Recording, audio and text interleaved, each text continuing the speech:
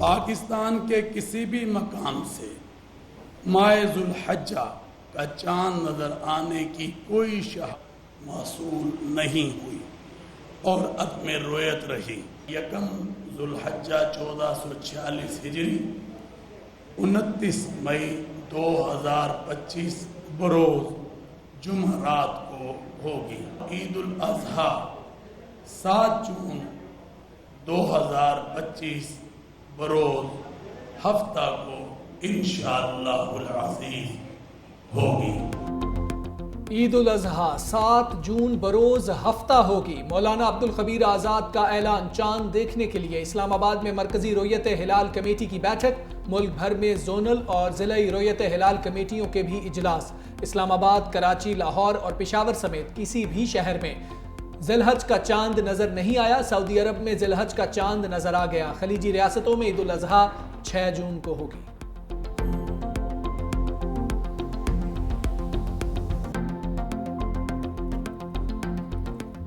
وزیراعظم شہباز شریف سفارتی محاذ پر in action. Türkiye اور ایران کے دورے کے بعد آذربائیجان پہنچ گئے۔ وزیراعظم کی آذربائیجان کے صدر الہام علیوف سے ملاقات۔ پاک بھارت جنگ میں پاکستان کی حمایت پر شکریہ ادا کیا۔ لاچین کے ہوائی اڈے پر آذربائیجان کے وزیر خارجہ اور پاکستانی سفیر نے شہباز شریف کا استقبال کیا۔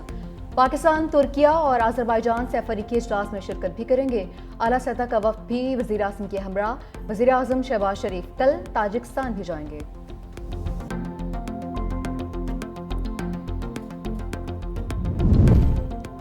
پاکستان اور ایران کا دفاعی تعلقات مضبوط بنانے کا عزم۔ فیلڈ مارشل سید عاصم منیر کی ایرانی آرمی چیف سے ملاقات۔ ISPR کے مطابق ملاقات میں علاقائی سیکیورٹی کی ابھرتی ہوئی صورتحال پر تبادلہ خیال۔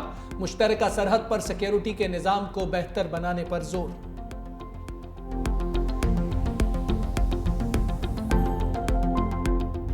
دہلی میں وزیراعظم بیٹھا ہے یا گلی کا غنڈہ؟ پاکستان کے ہاتھوں ٹکائی کے بعد مودی کا دماغ مزید سرک گیا۔ گجرات میں انتخابی ریلی کے دوران فلم شولے کے ڈائیلاگ کا سہارا۔ افواج پاکستان سے مار کھانے کے بعد پاکستانی عوام کو دھمکیاں۔ کہا پاکستان کے عوام اور نوجوانوں کو آگے آنا ہوگا۔ سکھ چین کی زندگی جیو، روٹی کھاؤ ورنہ میری گولی تو ہے ہی۔ پاکستان کے ہاتھوں بھارت کے 3 رافیل سمیت 6 طیارے، S-400 دفاعی نظام اور متعدد ایئر بیسز تباہ ہوئی تھیں۔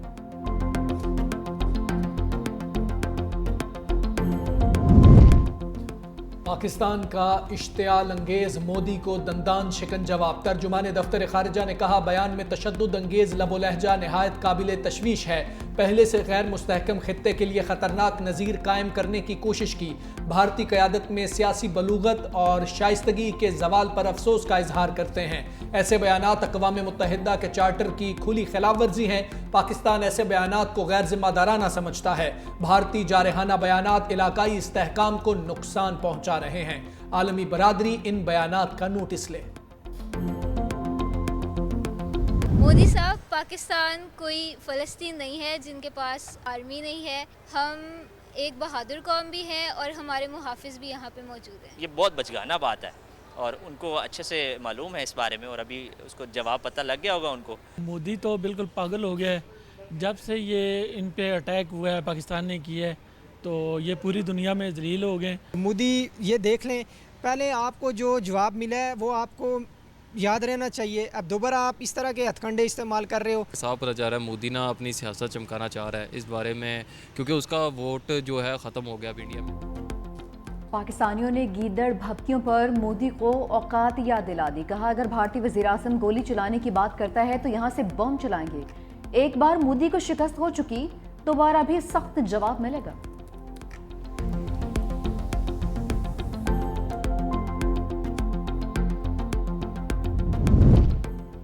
مودی کی پاکستان کے خلاف اشتعال انگیز تقریر۔ کانگریس رہنما نے پوسٹ مارٹم کر دیا۔ کہا وزیر اعظم مودی صرف سستے ڈائیلاگ مارنے میں مصروف ہیں۔ ان کے بیانات کسی وزیر اعظم کو زیب نہیں دیتے۔ بھارت کی آنکھوں کے سامنے کویت نے پاکستانیوں کے ویزے کھول دیے اور یہ کچھ نہ کر سکے۔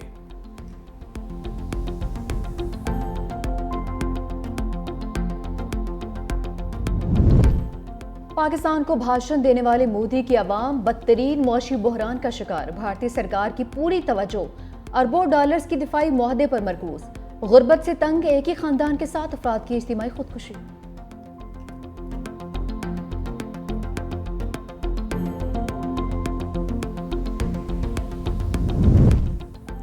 پاکستان کا بھارت کے خلاف سفارتی محاذ پر ڈبل سٹرائک۔ بلاول بھٹو کی قیادت میں پارلیمانی وفد 30 مئی کو امریکہ روانہ ہوگا۔ پارلیمانی سفارتی کمیٹی واشنگٹن میں ٹرمپ انتظامیہ اور اعلیٰ امریکی عہدیداروں سے ملاقاتیں کرے گی۔ پاک بھارت کشیدگی پر پاکستانی موقف سے آگاہ کرے گی۔ پہلگام واقعے پر بغیر ثبوت پاکستان پر الزامات کے بارے میں بھی بتایا جائے گا۔ پارلیمانی کمیٹی 9 جون کو امریکہ سے برطانیہ روانہ ہوگی۔ وفد یورپی ممالک کے دورے بھی کرے گا۔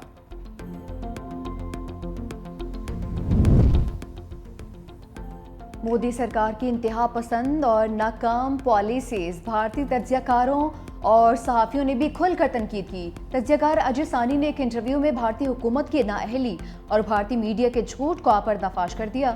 بھارتی میڈیا صرف مبالغہ آرائی سے کام لے رہا ہے تاکہ جھوٹ کی تشہیر کی جا سکے۔ بھارتی حکومت کی فوجی حکمت عملی شدید ناکامی کا شکار ہو چکی ہے۔ آپریشن سندور محض سیاسی شو تھا جسے بھارتی ناکامیوں کا کھل کر انکشاف ہوا ہے۔ پاکستانی دفاعی صلاحیت کو کم سمجھنا بھارت کے لیے مہنگا ثابت ہوا۔ بھارتی میڈیا پر عوام کو گمراہ کرنے والی رپورٹس چلائی گئیں۔ رافیل فیل ہوئے تو مودی کو سٹیلتھ طیاروں کی یاد ستانے لگی۔ بھارت نے جدید فائٹر جیٹ کی تیاری کے فریم ورک کی منظوری دے دی۔ بھارتی وزارت دفاع کے مطابق 2 انجن والا لڑاکا طیارہ 5th جنریشن ہوگا، جس کا پروٹوٹائپ جلد نجی یا سرکاری دفاعی کمپنیز کے اشتراک سے تیار کیا جائے گا۔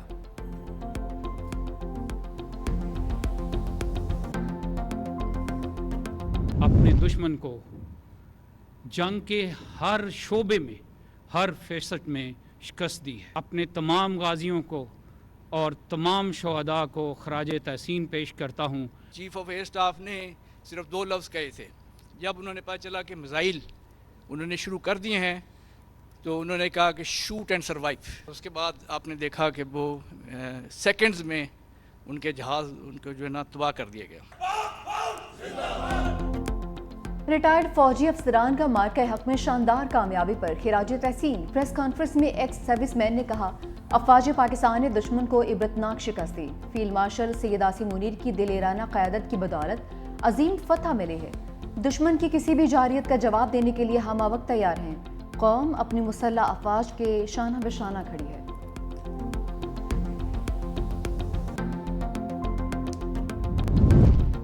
طوفانی ہواؤں اور بارشوں کا دوسرا راؤنڈ۔ ملک کے بیشتر شہروں میں ہوائی بگولوں کا راج۔ اسلام آباد میں تیز ہواؤں سے سائن بورڈ گر گئے۔ نیشنل پریس کلب کے سامنے لگا سائن بورڈ اکھڑ گیا۔ راولپنڈی اور پشاور میں طوفان کے ساتھ بارش اور ژالہ باری۔ چینی بالا میں مسجد کی چھت منہدم۔ حیات آباد اسٹیڈیم کے قریب سائن بورڈ پارکنگ میں کھڑی گاڑی پر جا گرا، گاڑی مکمل طور پر تباہ۔ ایبٹ آباد اور اٹک میں گرج چمک کے ساتھ موسلا دھار بارش۔ خیبر میں بارش کے بعد برساتی نالوں میں نچلے درجے کی طغیانی۔ مری میں گرج چمک کے ساتھ موسلا دھار بارش۔ کراچی میں مانسون کے باعث طوفانی بارشوں کی پیش گوئی۔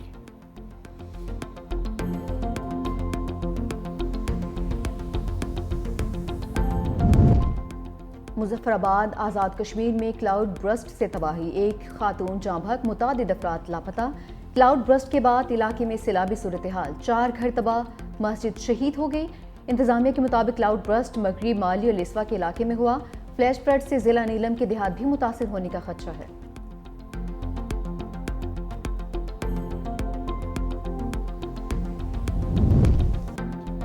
پی ٹی آئی کی غنڈہ سرکار ہمیں نہیں روک سکتی، اب صوبہ بچاؤ تحریک کوچے کوچے تک پھیلے گی۔ Chairman Peoples Party Bilawal Bhutto کا پیپلز پارٹی خیبر پختونخوا کے صدر محمد علی شاہ باچا سے ٹیلی فونک رابطہ۔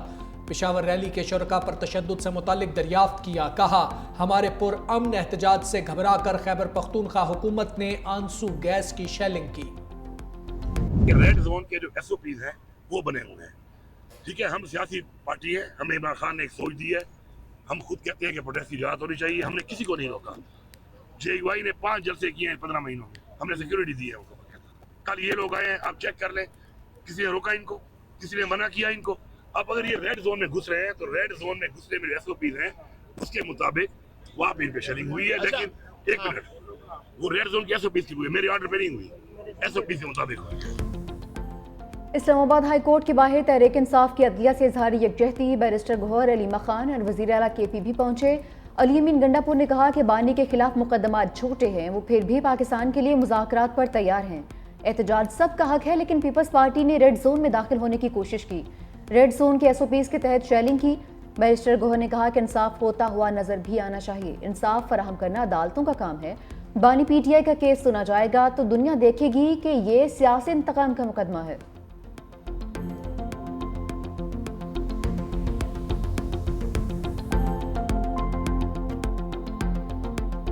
ہمارے ساتھ بات کریں۔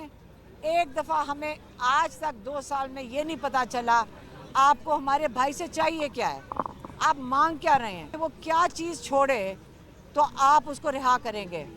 آپ پیچھے نہ بیٹھیں، سامنے آ کے بیٹھیں، ہم میز کے اوپر ہمارے ساتھ بیٹھ جائیں۔ گیو اینڈ ٹیک کرنا چاہتے ہیں، ہمیں بتا دیں عمران کیا گیو کرے اور آپ کو کیا چاہیے۔ انشاءاللہ ہم آپ کو یقین سے کہتے ہیں جو ایمانداری سے جو چیز ہوگی ہم آپ کے ساتھ بات چیت کریں گے۔ بتائیں بانی PTI کیا چیز چھوڑیں تو آپ اسے رہا کریں گے۔ علیمہ خان کہتی ہیں آپ ہم سے آ کر بات کریں، آپ کو بات کرنی ہے تو ہم عورتیں آپ کے سامنے بیٹھ جاتی ہیں، مگر سامنے آ کر بات کریں۔ 2 سال سے ہمیں یہ نہیں پتا چل رہا کہ آپ مانگ کیا رہے ہیں۔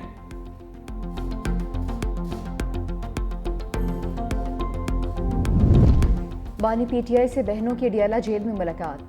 عثمہ خان اور نورین خان کی ملاقات کانفرنس روم میں کروائی گئی، جو 40 منٹ تک جاری رہی۔ بانی کی صحت، عدالتوں میں زیر سماعت اپیلوں پر بات چیت ہوئی۔ عثمان خان نے کہا کہ بشرا بی بی پر دباؤ ڈال کر بانی کو توڑنے کی کوشش کی جا رہی ہے۔ بشرا بی بی کو غیر قانونی طور پر نظر بند رکھا گیا ہے۔ بانی PTI نے کہا ہے میرا جینا مرنا اس قوم کے ساتھ ہے۔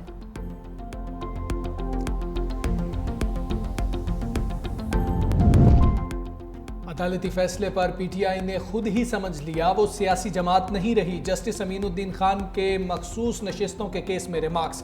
جسٹس جمال مندوخیل کا وکیل فیصل صدیقی سے مکالمہ، استفسار کیا کہ آپ نظر ثانی کی حمایت کر رہے ہیں یا مخالفت، آپ کو تو اس کی حمایت کرنی چاہیے تھی۔ فیصل صدیقی نے کہا ہمارا انداز محبت والا ہے، ہم ہار کر بھی جیت جاتے ہیں۔ مزید کہا مخصوص نشستوں سے متعلق قومی اور صوبائی اسمبلی کی 78 نشستوں پر تنازع ہے، اگر یہ نشستیں دیگر سیاسی جماعتوں کو دے دی جائیں تو حکومت کو 2/3 اکثریت مل جائے گی۔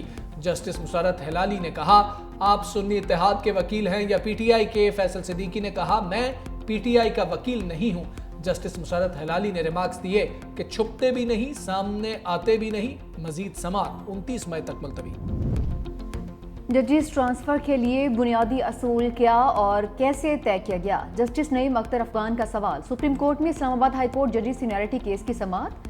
جسٹس نعیم اختر افغان نے کہا کہ جسٹس ڈوگر کا لاہور ہائی کورٹ کی سینیئرٹی لسٹ میں 15واں نمبر تھا۔ اسلام آباد ہائی کورٹ میں سینیئرٹی کیسے اور کس اصول کے تحت دی گئی؟ اٹارنی جنرل نے کہا کہ کس جج کی سینیئرٹی کیا ہوگی یہ ہائی کورٹ نے طے کرنا ہوتا ہے۔ جسٹس صلاح الدین پنہور نے ریمارکس دیے کہ سینیئرٹی کے معاملے پر کسی چیف جسٹس سے رائے نہیں لی گئی۔ اٹارنی جنرل نے موقف اختیار کیا کہ سینیئرٹی کوئی ایسا معاملہ نہیں تھا جو چیف جسٹس کے علم میں لایا جاتا۔ جسٹس محمد علی مظہر نے ریمارکس دیے ججز کی ریپرزنٹیشن اور فیصلے کا درخواست گزار وکلا نے دلائل میں ذکر تک نہیں کیا۔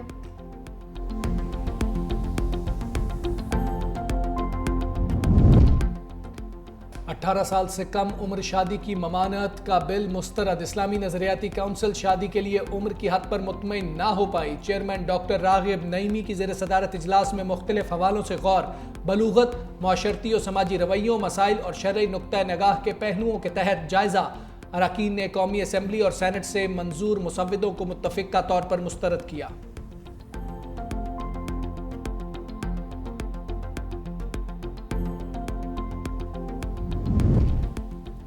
CEO کے الیکٹرک قائمہ کمیٹی اجلاس سے بے دخل۔ کراچی چیمبرز کو زوم پر بلانے پر CEO کے الیکٹرک کا اعتراض۔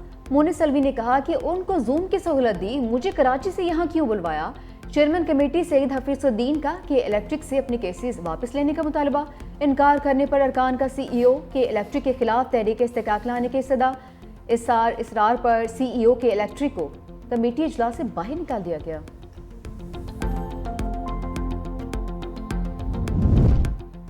سب کو ملکی معیشت کے لیے کردار ادا کرنا ہوگا. تعلیم کے شعبے کو بجٹ میں مکمل سپورٹ کریں گے. بھارت کے ساتھ حالیہ جنگ میں دیکھ لیا ٹیکنالوجی بہت ضروری ہے.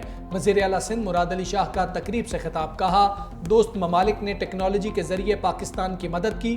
پوری دنیا میں انڈسٹری لیڈ کر رہی ہے.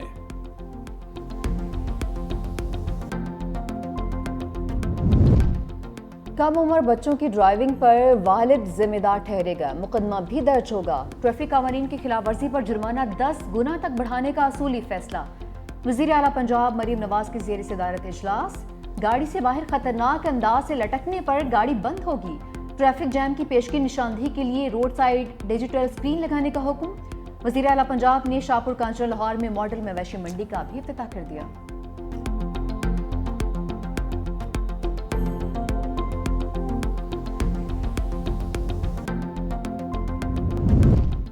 کراچی سمیت سندھ کے بڑے شہروں میں الیکٹرک بسیں چلانے کی کوششیں تیز. ایشیائی ترقیاتی بینک کے وفد کی سندھ کے سینئر وزیر شرجیل انعام میمن سے ملاقات. وفد کا صوبے کے ٹرانسپورٹ سیکٹر میں ممکنہ سرمایہ کاری میں دلچسپی کا اظہار. شرجیل انعام میمن نے کہا مستقبل الیکٹرک گاڑیوں کا ہے. ہم پہلے ہی پاکستان کی پہلی الیکٹرک بس سروس کراچی میں شروع کر چکے ہیں. پائیدار ٹرانسپورٹ ہماری ترجیحات میں سر فہرست ہے.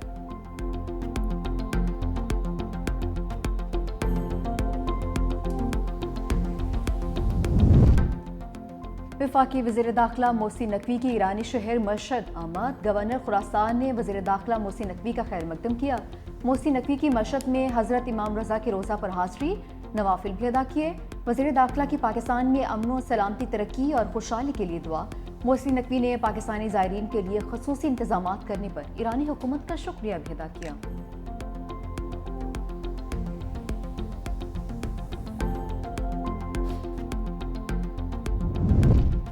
پنجاب حکومت کا یوم تکبیر پر کل سرکاری اسکول 2 گھنٹے کھلے رکھنے کا فیصلہ. محکمہ اسکول ایجوکیشن نے تمام ضلعی ایجوکیشن اتھارٹیز کو مراسلہ ارسال کر دیا. اسکول اسمبلی میں اسپیشل پروگرامز، ملی نغمے، پاک افواج کو خراج تحسین پیش کیا جائے گا. عظمہ بخاری کہتی ہیں جن اسکولوں میں یوم تکبیر کی تقاریب کا اہتمام ہوگا وہی اسکول کھلیں گے.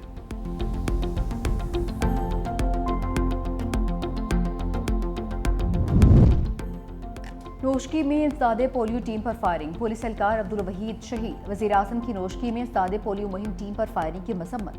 کہا بچوں کا مستقبل محفوظ بنانے کے لیے پولیو ٹیم پر حملہ قابل برداشت نہیں. پولیو مہم کے خلاف شرپسند عناصر سے سختی سے نپٹا جائے گا.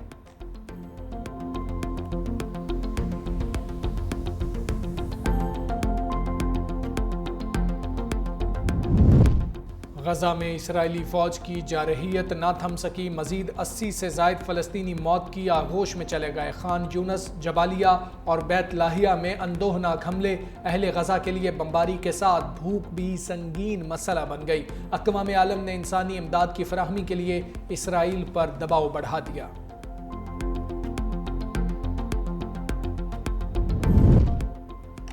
جرمنی نے اسرائیل کے خلاف پہلی بار سخت پوزیشن اختیار کر لی. صہیونی حملوں میں انسانی جانوں کے ضیاع کو ناقابل فہم قرار دے دیا. جرمن چانسلر فریڈرک مرز کا کہنا تھا کہ غزہ میں اسرائیلی کارروائیوں کا کوئی جواز نہیں. اسرائیل کو غزہ میں بین الاقوامی قوانین کی پاسداری کرنا ہوگی. سویڈن نے انسانی امداد کی فراہمی میں رکاوٹ بننے پر اسرائیلی سفیر کو دفتر خارجہ طلب کر لیا.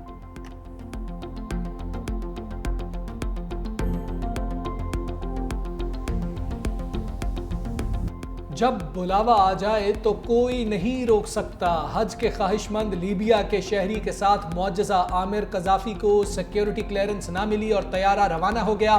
فنی خرابی کے باعث طیارہ دوبارہ واپس آیا.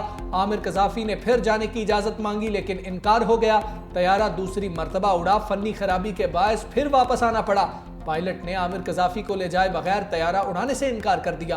آخر کار ایئرپورٹ عملے نے عامر قذافی کو طیارے پر سوار کرا دیا. طیارہ بغیر کسی فنی خرابی کے جدہ پہنچ گیا. پاکستان بمقابلہ بنگلہ دیش T20 سیریز دونوں کپتانوں کے ہمراہ ٹرافی کی رونمائی. قومی کپتان سلمان علی آغا کا کہنا ہے بنگلہ دیش ایک اچھی ٹیم ہے. کوشش کریں گے کہ ہم میرٹ پر کرکٹ کھیلیں. انٹرنیشنل کرکٹ میں کوئی ٹیم آسان نہیں ہوتی. بنگلہ دیش کے کپتان لٹن داس نے کہا کہ ہم کسی بھی حریف کو ہرا سکتے ہیں لیکن اس کے لیے ہمیں اچھی کرکٹ کھیلنی پڑے گی. 3 T20 میچز کی سیریز کا پہلا میچ کل کھیلا جائے گا.